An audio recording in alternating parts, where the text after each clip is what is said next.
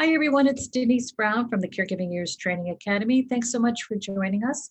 This is our third event in our Healing the Holidays special event. And I'm thrilled to have Kathy with us today. She's going to help us manage the upcoming holiday season with a plan. Take it away, Kathy. Thank you, Denise, and thank you for having me be here as part of this series. It's really an honor to be able to talk with you all today and hear your ideas about the holidays. If you've just joined us, I wanted to give you an opportunity to write into the chat room. One of the upcoming slides asks what you feel when you hear the words the holidays, and if you haven't already shared that, would you mind sharing that? And we will get to that in just a second. First, let me just tell you a little bit about me. I was a part-time caregiver for my mother who had dementia and a respite caregiver for a friend who had motor neuron disease. And I was reflecting on this sentence about the significant losses in my life and thinking about the holidays this morning and realizing that at one point in my life, I had 20 aunts and uncles, parents, the whole shebang. And as of last week, when we lost a very sweet aunt of mine, I now have 2 aunts left. So that whole generation above me is gone. And so now we're the people who are taking on the responsibility for planning the holidays, which is a lot of responsibility, or can be. I also just wanted to mention that it is because of my friend who had motor neuron disease that I got started on the path to becoming a certified caregiving consultant and facilitator, and was just certified since I wrote this as a grief support specialist by the University of Wisconsin-Madison. And so I just want to express gratitude to that person and those experiences for making all this possible and bringing me to this place. So the holidays are coming. So what words could fill us with such strong mixed feelings like the words the holidays? I was thinking about this when I wrote it and thinking, oh my gosh, there's just such a range of feelings. So I was wondering, Denise, could you, do you mind reading what people have written in the chat room about what they're feeling when they hear those words? Yes, absolutely. So the words that are really being shared the most. Oh, Jacqueline is sharing happiness. That's awesome. That's great. I shared dread, dread and guilt about the dread. Some of us are anxious. Some of us are overwhelmed. Some of us are sad about not being able to physically get together. And I think those are the themes around the emotions. Well, thank you. Thank you for sharing those. As I said, a lot of powerful emotions there. And hopefully, oh, and uncertainty. Sorry, uncertainty. That's a good one too. Yeah, there's a lot of uncertainty. When I was preparing the presentation, I was thinking about all of the things going on for us, which I'll get to in a minute. So first, I just want to talk about the holiday season. When I looked at the list of holidays, I was overwhelmed because really, when you look at the season that starts really with Diwali on November 14th and goes to New Year's Day on January 1st, and I also know actually that some people do celebrate 12 days of Christmas, and so they end with a holiday in January as well. That's a long time for a holiday season.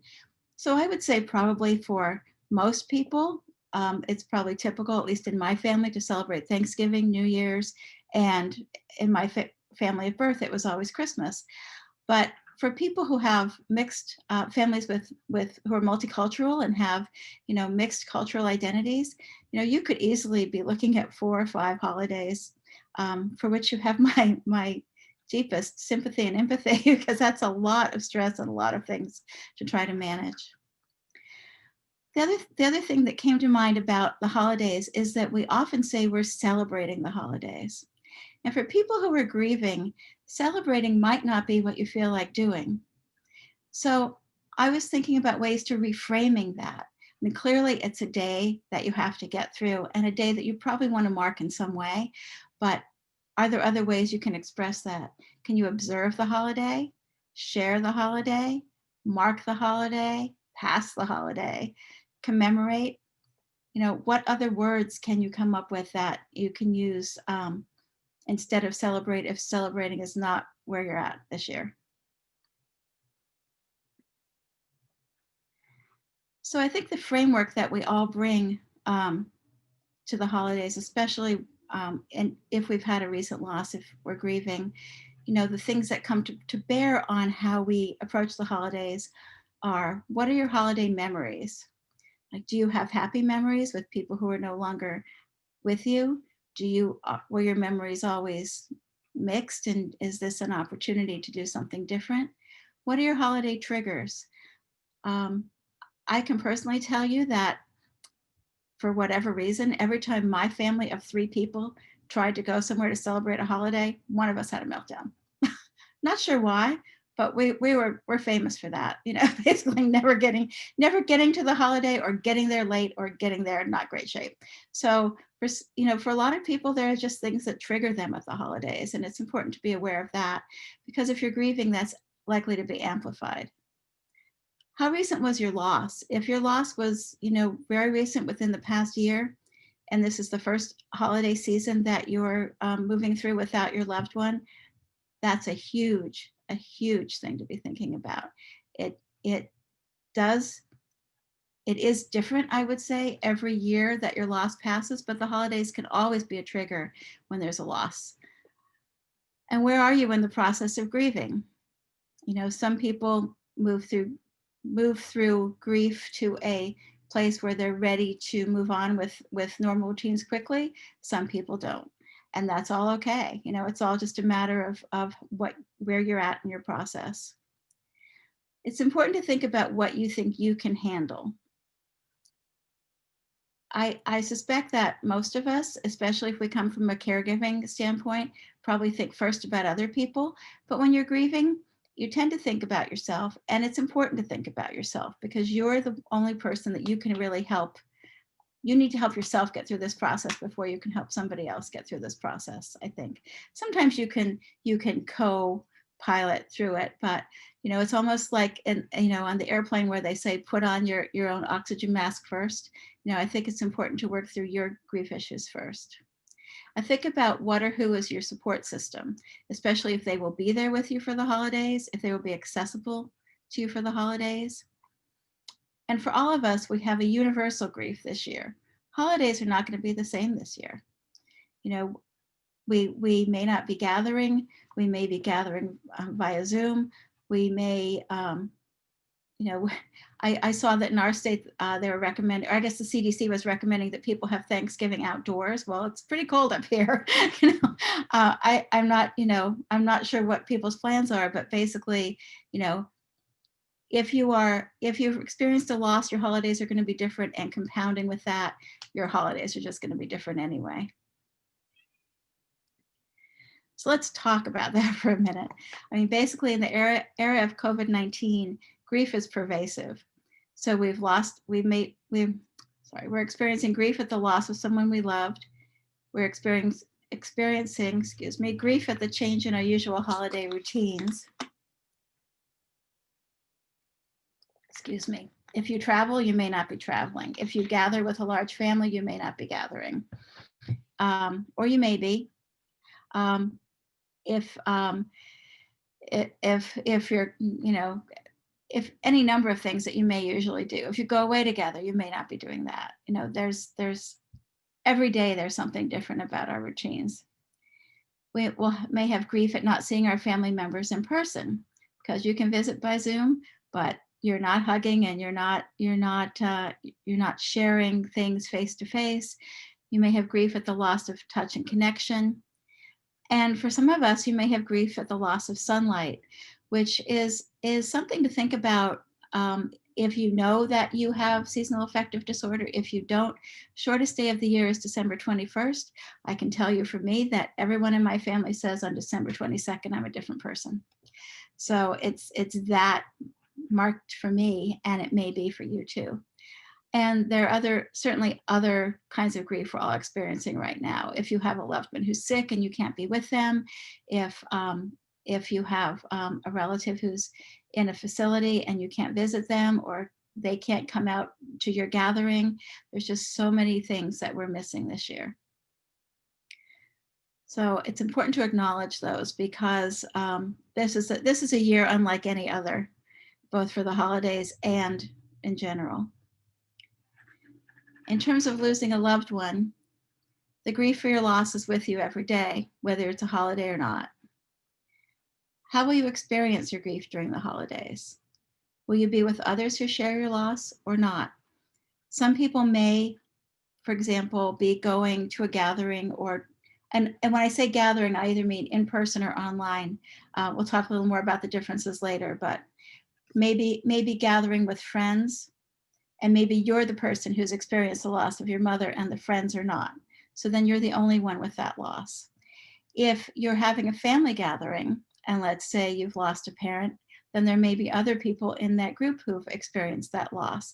And they've all experienced it differently from you, but you may have to deal with siblings who've experienced it.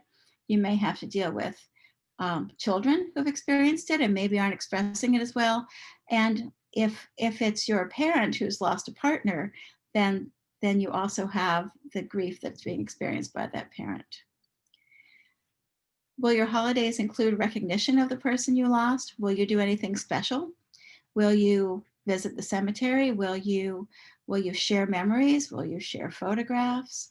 Will you do something that basically says, grandma's not here anymore, and we need to acknowledge that. And I think if you're trying to move through the grief process, it's probably better to acknowledge that than to not acknowledge that, because it will come out somewhere. So a decision you have to make is whether you want to commemorate your usual holidays or not. This might be a year when you completely change up your routine. It might be a year, clearly you're going to change up your routine, but it might be a year when you just say, you know what, let's just keep it really low key this year. So a decision to make, I'm sorry, I'm having a little technical issue. There we go. A decision to make will be, what holidays will you observe? Is that your usual way? Will you be in person, in a smaller group, online via Zoom or Facebook Live, or alone? And one thing to think about is that you can make this decision for each holiday. I think we sometimes get overwhelmed if we think about the fact, as I've mentioned earlier, that basically the holiday season may start, may have already started, or may start, next week and continue through till January. I think it might be helpful to look at those discrete pieces as separate pieces. So maybe you'll say, don't want to do anything for Thanksgiving. Let's do something small for Hanukkah. Let's not do New Year's or something. Think about what works for you and what works for the other people in your immediate family, and how you'll feel about that. Especially with COVID, you may have the space you need this year to have a very different kind of holiday, with family or without. If you're only online, it's very easy to say, we're going to be online for an hour and that's it. And maybe that's all you can handle. And that's fine. Even without COVID, you may decide to start new traditions, or you may just decide to just do what works this year. Because right now you're making decisions for this holiday season and for each holiday. Next year, you can do something different. Next year, you'll be in a different place. And if you decide that your usual holiday traditions are too painful to create this year, put them on hold. But I do think it's important to do something meaningful instead, something you'll remember when you think back on the holiday. And I'll get to a formula for that I would recommend at the end. I've found that years when I've said, oh, I don't want to observe that holiday this year, that the next day I thought, but it was a holiday. I needed to do something. So I'll give you some ideas for how to do that as well.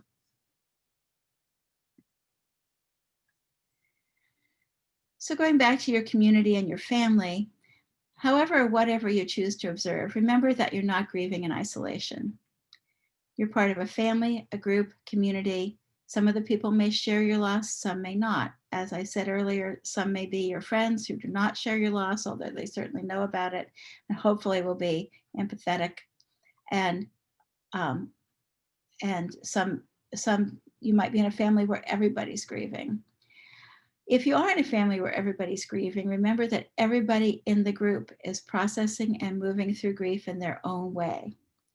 So you may say, well, this year, here's how I want to celebrate the holiday. But your sibling may say, well, this year I want to celebrate the holiday. And you may need to find a way to communicate to make sure you're all heard, understood, and respected. And again, I would really suggest that you also think about the people who may not be telling you how they choose to observe, who may be the children, or who may be maybe your elderly relatives, your older relatives, who may not feel that it's their job to decide how the holidays are celebrated, because often I think people feel there's a family obligation to sort of go on with the show. And it may be that you need to take the lead in saying, we don't need to go on with the show. Let's figure out what we're going to do exactly.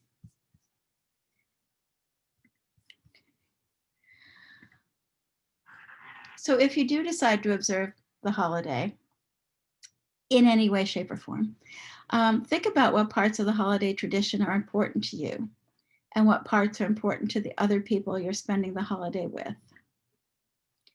If you're meeting on live, what parts can you keep? If you're meeting online, what parts can you keep? So let's say if you're meeting live and you decide that, yes, we want to have a meal, but we usually go on a hike together, and maybe we usually play games together, or maybe we sit around and watch football together, and maybe the open-endedness of those things is just too hard, but maybe you want to stick to just one piece. Yes, let's have the meal, then let's plan to go. If you're meeting online, again, as I said, maybe you want to keep your meeting to an hour. Like, let's just get online. You cook your meal, I'll cook my meal. We'll just sit there and eat together and talk, and then that's it. Or maybe you want to meet online and have a sharing session where you talk about the person who's not there and just share your memories, and keep that, again, to a limited amount of time. The thing about limiting the amount of time is you can always change your mind and and extend it, whether you're live or whether you're online. If you make a commitment to be somewhere for 4 hours, you may discover in hour 2 that basically you have a headache and you just want to get out of there. And maybe you can just go for a walk, or you can go to another room for a while and you'll be okay. But if you decide ahead of time that maybe it's an hour with maybe a little extension, then that's a little easier to negotiate rather than backtracking. I also just want to say that I don't know if any of you have experienced this, but sometimes with children at a gathering, you'll find that they're melting down right around the same time that you wish you could, but you might be holding it in. So do be observant of the other people and see, make sure that you're looking out for people who might not be able to speak up for themselves. So again, you need to be able to communicate with the people in the group about your wishes. Ideally, it would be great if we can all pick up the phone and talk to each other, but sometimes that's not the way things work in your family or in your group. Maybe you can start a chat, maybe you can text, maybe you can send emails, maybe even just start a shared document and in Google Docs and say, can everybody just give me some ideas of what they're thinking about the holidays, and see if there are trends. Chances are other people are probably feeling the same way you are, and you can find some common ground there.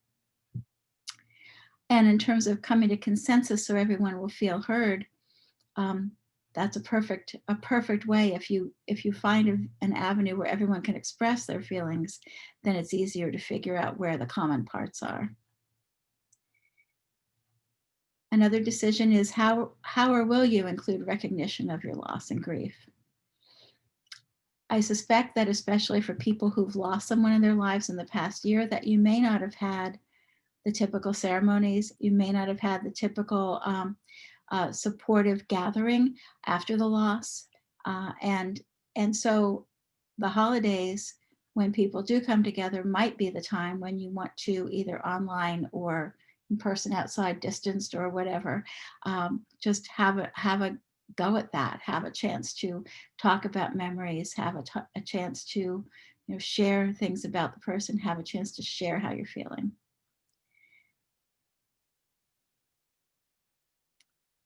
So if you are observing the holidays, I just wanted to share this little piece from David Kessler, who's the author of the book Finding Meaning: The Sixth Stage of Grief. He developed this handy exercise, which is to think about your loved one, the role your loved one played during the holidays, and how you'll handle those roles. And the thing about this exercise that I think is so great is that it's a very objective way of looking at it. He suggests that you list the tasks the person usually did, decide which ones you will reassign, take on, or stop doing. And he had examples in his book of someone who'd lost their husband and so had to find someone to mow the lawn, had to find someone basically, to be their financial advisor because her husband was the person who did the investing, had to find someone basically to take the car for inspection or do it herself. And so if you apply that to the holidays, if you think about all the tasks the person usually did, and then think about what you want to do with them. Because I think the last place you want to be is in the middle of a holiday celebration that you're trying to have appear the way it used to be, and then go, uh-oh, mom always made the sweet potatoes. We forgot to do the sweet potatoes. So some examples here are, let's say that your Aunt Mary always made the mashed potatoes for Thanksgiving. Well, maybe you say to your cousin Peter, can you make the mashed potatoes for Thanksgiving? Let's say that your Aunt Helen always was the person who lit the Hanukkah candles and said the blessing on the first night of Hanukkah. Well, maybe you want to take on that tradition for her. Let's say that your family always had a New Year's brunch. Now, maybe you don't want to do it this year. Maybe you say, first of all, maybe you can't gather, and then maybe you just say, I don't want to do that. So you can always revisit next year. Whatever plan you make this year doesn't have to be your permanent plan. You're in a different place, and the world is in a different place, and everything is fluid this year. And that's really, one of the silver linings, as I've said, of COVID, is you can say, well, we didn't do that holiday thing last year. And maybe next year you go, let's do that holiday thing again now that we can. We don't find many silver linings in COVID, but sometimes just being able to step back and take a break is one of those silver linings.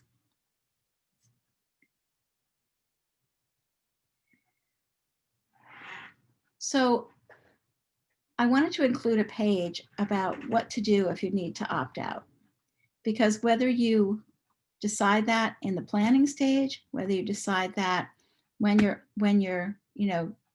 thinking about having an online gathering, whether you decide that when you think about, driving, if you're like in your little pod and you're driving to somebody else's little pod, like whether you decide that that's not anything you can do at whatever point you decide that. I think it's important for you to realize it's okay for you to opt out if you need to. And I think it's important for you to develop a plan for opting out. So you might already know getting together is going to be too much.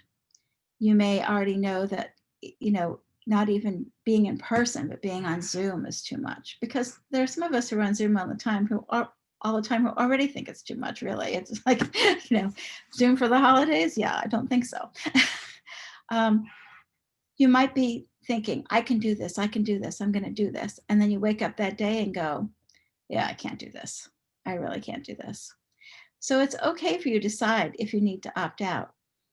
But I think it's important to have a plan in advance for what you will do if you need to opt out, because it's a different thing to be in the middle of a gathering and suddenly realize you're having what I just discovered actually has a name. It's called a sudden temporary upsurge of grief, a STUG. This is actually a thing. Let's say you're sitting at the gathering and you're eating your Thanksgiving dinner, and suddenly you're just overwhelmed with tears because the stuffing reminds you, or there's something that happens that reminds you. I think it's important to plan ahead for that, because if you're suddenly sitting there and you suddenly need to leave, everyone, it creates a different feeling in the room. let's say, everyone will be, oh no, what's wrong with Susan? Is Susan okay? Is she, do we need to go help her? What should we do? If you can find someone ahead of time who's going to be your grief partner and say, I'm not sure I'm going to make it through the meal.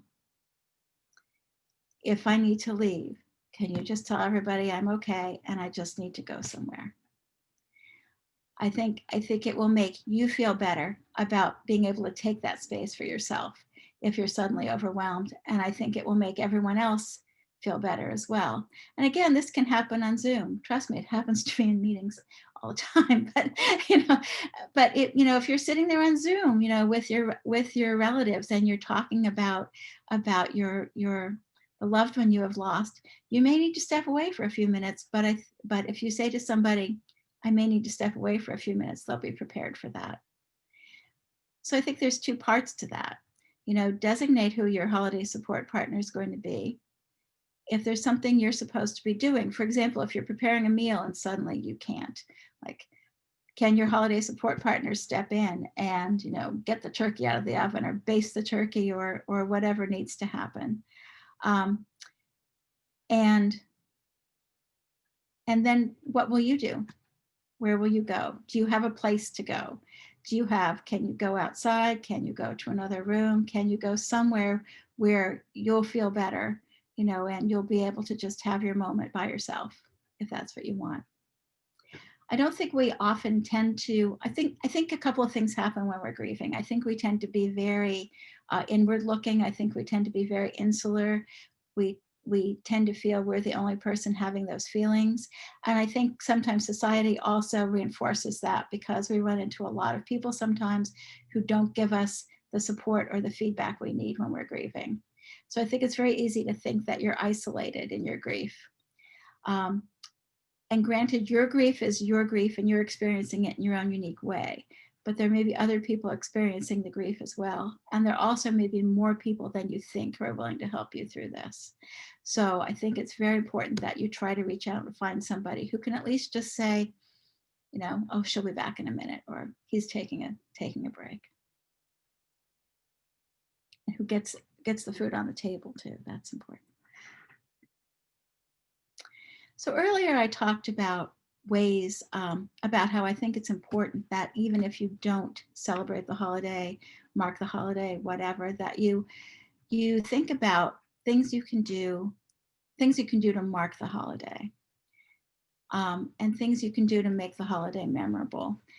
As I said, there were times that I chose not to observe a holiday, not to do anything, just basically, no fancy meal, maybe no getting into clothes, like staying in pajamas, nothing much. But then it always felt like something was missing. And, people would say, what'd you do for the holidays? Like nothing, So I'm going to suggest a framework that you could follow for making the holiday memorable. And that includes 3 things: doing something for you, doing something for someone else, and doing something for the person you lost. The doing something for you, I think Denise talked about this on Tuesday, right? Talked about things that you could do. So, some of the things you could do might be soaking in the tub, setting aside 30 minutes to read, just 30 minutes, not I'm going to sit here and read all day, although if you want to, you can, but no, I'm going to sit down and read something I want to read for 30 minutes. Watching a special show. Granted, you could turn that into a Netflix marathon, but I was thinking more like, Uncle Peter and I always watched this movie on this holiday. I'm going to go watch this movie. Taking a walk, calling a friend, creating something, setting aside time to knit, crochet, make a collage, get yourself some crayons and color, just do something that involves stimulating the creative part of your brain. Writing. I recently was involved in a program where we did a writing exercise, one of those writing exercises that I have to tell you I scoffed about for years until I tried it, which was basically putting pen to paper and writing for 5 minutes And I was amazed at what came out and that it felt good. So you could just try writing, write a haiku even. Make a special dessert because you made it through the day and you deserve a reward.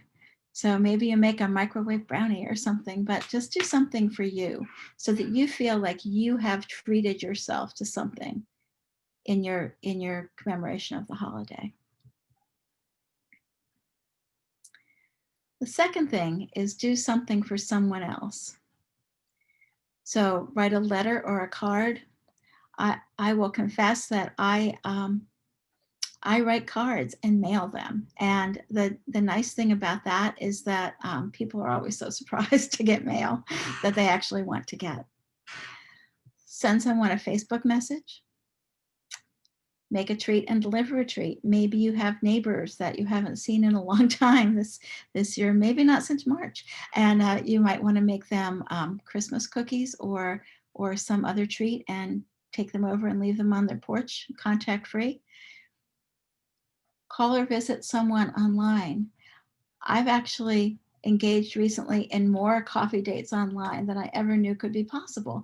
But it's amazing that even though it's not the same as sitting in the coffee shop, you can actually sit there and have really wonderful conversations with people just sitting there and having coffee online. And remember that this holiday season, there are a lot of people not gathering with family, spending the day by themselves. And really, they would love to hear from you. If people are in your pod, make sure you give them a hug. Maybe you can be somebody else's holiday support partner. Maybe you have a friend who's lost someone, and maybe you can say to them, so if things get difficult for you on the holidays, call me or text me, and I'll be your support and we can take care of each other. Or maybe it's your sibling who is in charge of, I don't know why I keep going back to mashing the potatoes. I guess I have potatoes on the brain, but mashing the potatoes and suddenly they can't do it. Just be the person who'll step in and do that. Maybe we should go to slicing the pie or something. I don't know. And you can volunteer to help others. I know that here in our town, there's usually a big event in feeding people who are homeless on Thanksgiving. And I was interested to see that they're still doing it socially distanced with masks, contact-free pickup. And I know there are some families who just go and do that, every Thanksgiving, because basically that's what they do to give back to the community. Now, of course, you want to be safe. You want to do whatever is safe in terms of COVID in your area. But maybe there's something you can do to help others, others that you don't know, on that day. That might be something that would make you feel as if you spent the holiday in a giving way. Oh, other things I forgot to mention, actually, I don't know if other parts of the country do this, but we have a organization here that basically matches people up for Christmas gifts. So maybe you want to buy a Christmas gift and leave it on somebody's door or something like that, which would be a nice thing to do also. And the third thing is doing something for the person you lost. So some things you might do are visiting the cemetery or some other special place. If there's some place where you have a wonderful memory with that person, even if it's like going down to the Little League field in the snow, and because you and your partner used to always watch your child play Little League there, or something like that. Just think about whether you want to go to that place on the holiday. I personally I'm a big cemetery visitor, and you can't see this in my office, but right now there are seasonal cemetery decorations actually, like I don't know what silk flowers do after they've been compressed, but I guess not blooming, but to prepare for a trip to the cemetery, to install a seasonal flower arrangement. So that's where I get my piece, is visiting the cemetery and basically fixing up the gravesite. You might want to look at photo albums and just remember past memories you have with that person. You might want to reminisce with others live or on Zoom or on Facebook. You could donate money or your time in their honor. Again, the volunteering thing or making a small donation even in their name I love that idea because I always feel like the person I lost is going to be forgotten. And so I like the fact that I could donate money in their name and their name appears in a publication, and that makes me happy. You could make one of their favorite recipes. My mother had a recipe for something that is called, I'm not going to remember what it's called, but it's this wonderful Jello-based salad. My sister-in-law's family also made it, and they call it the favorite family recipe or something, but it involves whipped cream and Jello and fruit, and it's lovely. And for years I didn't make it because she made it at all of our holidays, and I didn't want to make it. And finally I went, no, we're making mom's recipe. And that was a good decision for me. Some people like to set a place at the table to remember the person who's not there with them. And you might just want to write them a letter.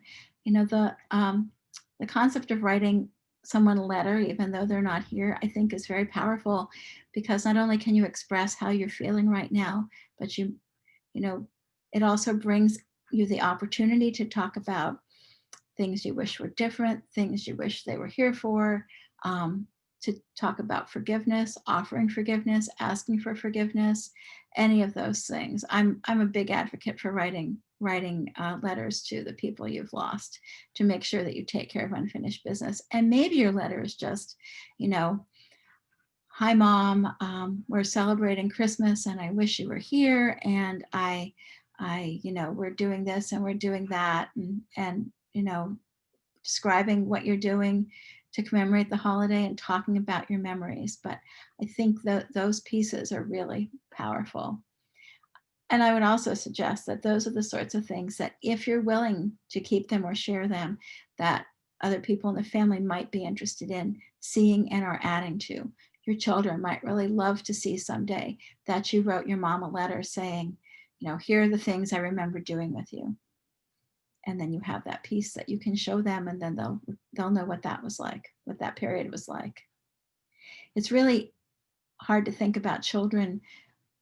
We have in our family a child who didn't know either of his grandfathers, knew his grandmother. So it's really interesting because even at his age, which is 22, we go, oh yeah, your grandfather did that. Oh, you didn't know your grandfather did that. So I'm really trying to find pieces of family history and ways of passing that down so that he doesn't lose that heritage. So just a reminder again, it's one holiday at a time. You know, right now we have Thanksgiving coming up next week.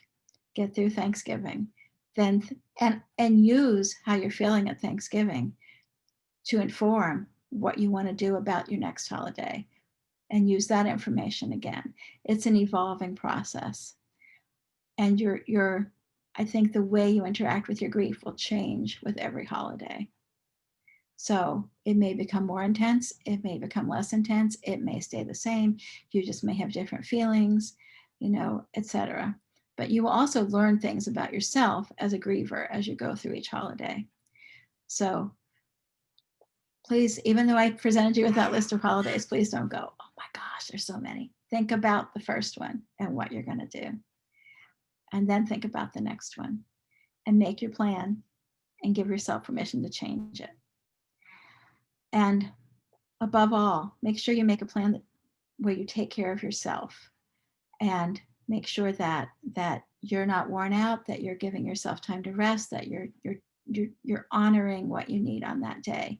And please be safe and wear a mask if you're together. I forgot to put that in there, but I just wanted to add that.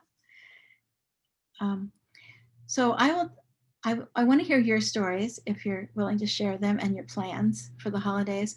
But I want to tell you my Thanksgiving story, because as I was thinking about this, I thought about the evolution we went through with my mother. My mother passed away. Well, my father passed away in 1990. And after that, my mother always kept holding celebrations, holiday celebrations at her house. And my family would go there. And as I explained, we had meltdowns on the way, but we would go there. And until she moved to assisted living and then a nursing home in the last 5 years of her life. And even when she was in assisted living, we would bring her home to our house sometimes. And when she was in the nursing home, we would try to go down there and eat with her on the holiday. So she was really the center of our holiday celebration. So when she passed away in 2009, we thought, well, what are we going to do? We have to do something.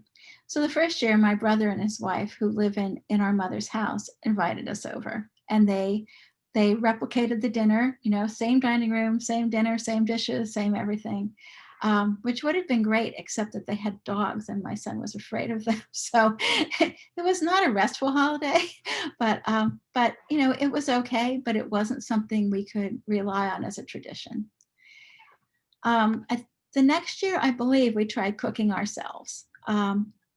We actually grilled the turkey on the grill. All the neighbors came over and watched and, did the meal ourselves. But then it just felt like it's the three of us and we're cooking for ourselves and we cook for ourselves every single day. So it didn't feel that different.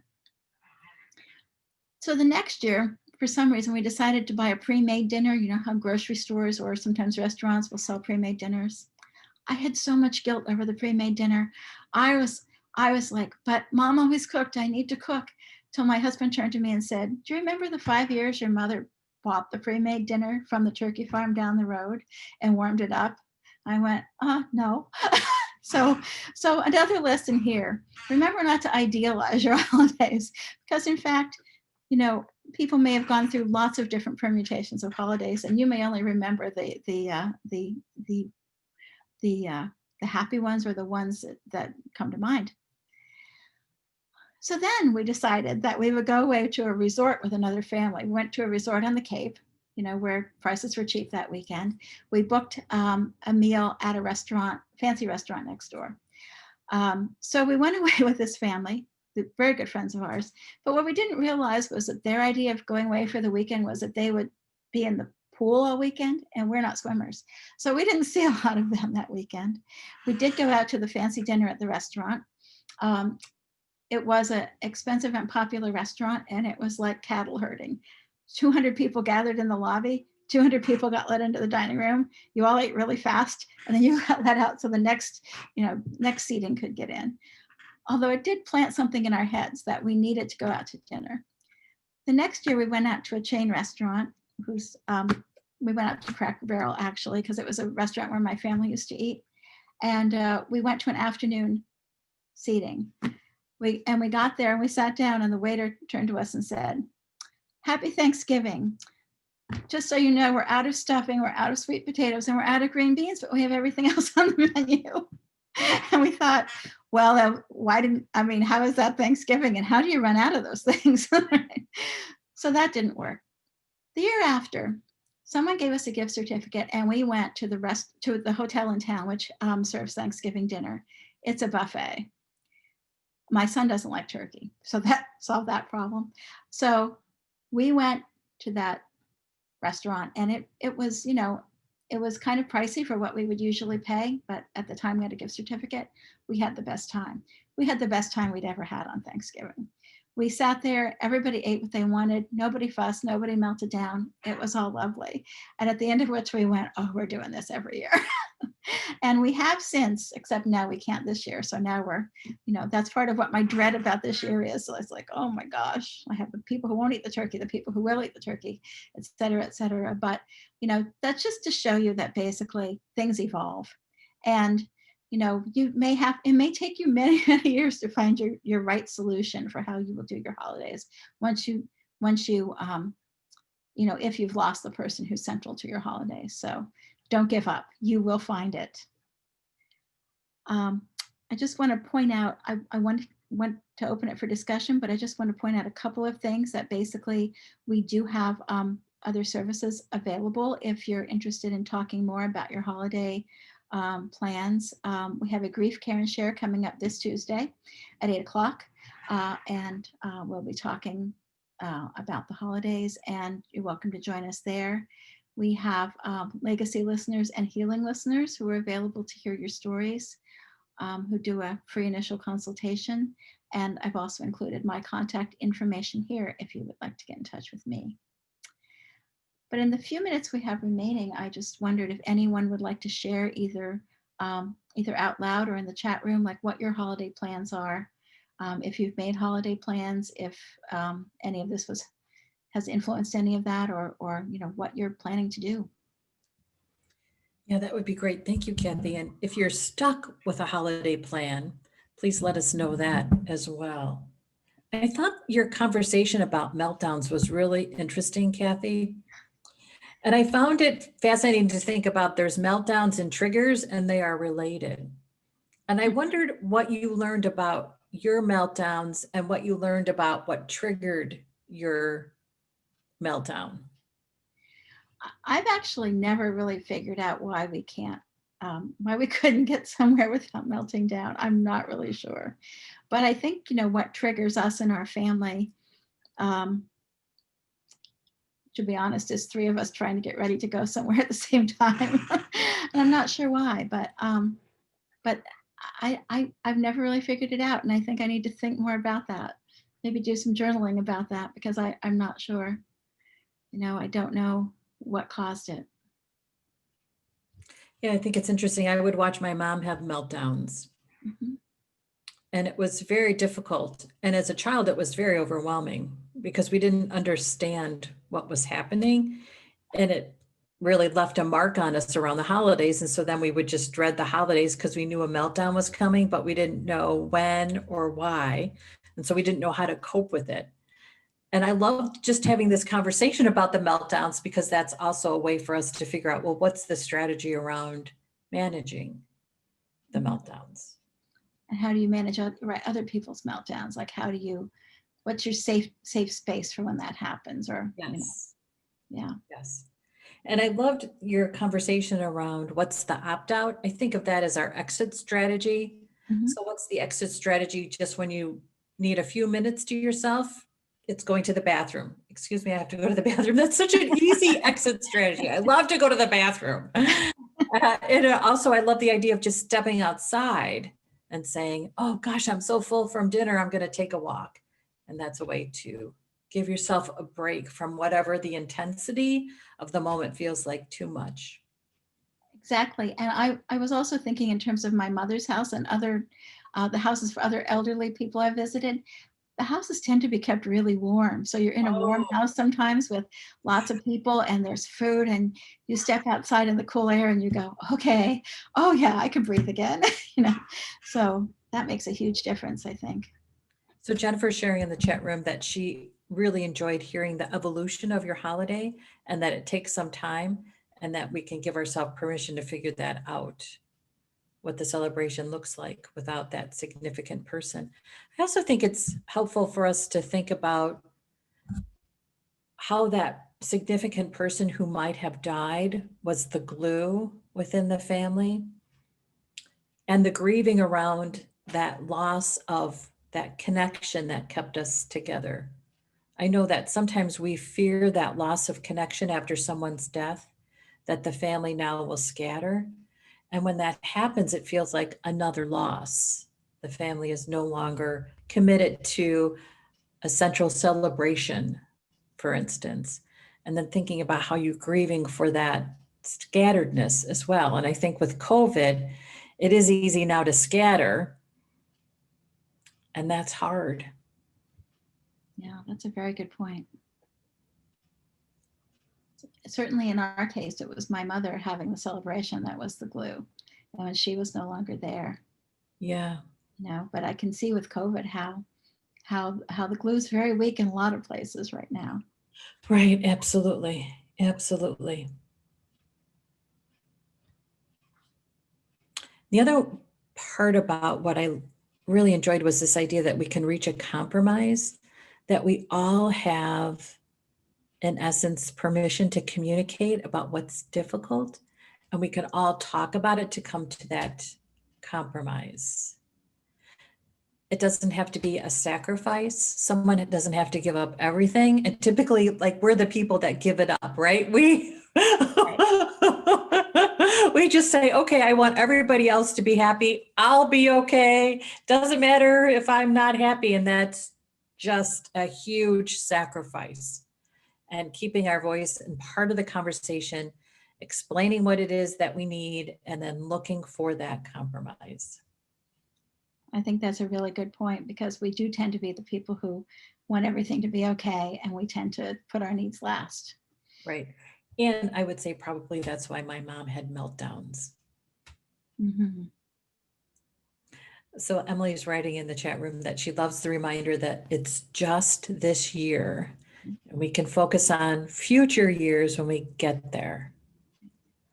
We're not creating a ritual that stands the test of time. We're creating a tradition that works right now in this moment during these particular challenges. Right. And COVID is your excuse for doing that. Yeah. People will say, remember the COVID year? There's a great commercial that Germany has put together to encourage people to wear a mask.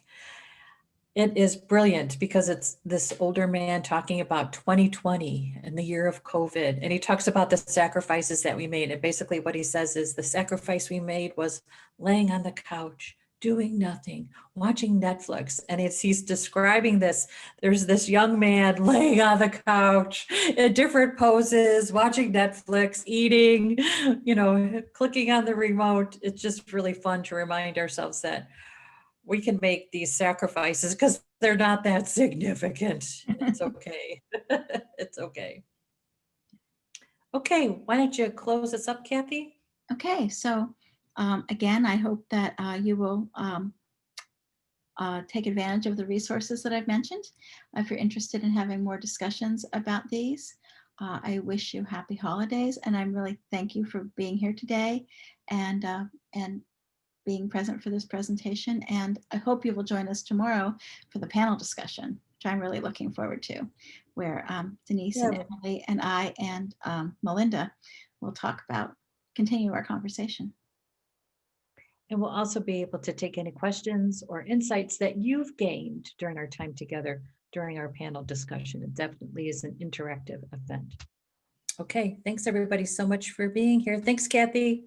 See you guys tomorrow. Thanks, everyone.